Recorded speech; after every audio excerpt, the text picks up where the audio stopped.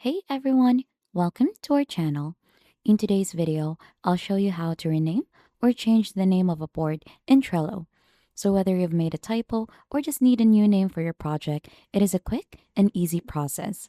So first, to be able to begin, just log in onto your Trello account, and as you can see, we're currently in onto the dashboard. Here on the dashboard, you should be able to see your workspaces in here. So you'll just need to go ahead and click onto the board that you want to rename. So under my Trello workspace, I have this certain board in here. So we'll just need to simply click onto that so that we could rename this board. So as you can see, I have a slight typo in here.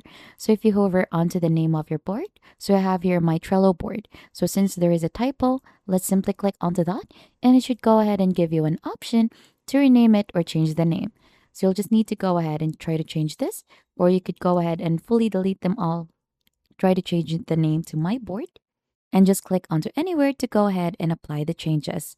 And that is just basically it on how to rename or change the name of a board in Trello. And if you think this tutorial has been helpful to you, don't forget to hit the like, subscribe, and I'll see you on to our next video.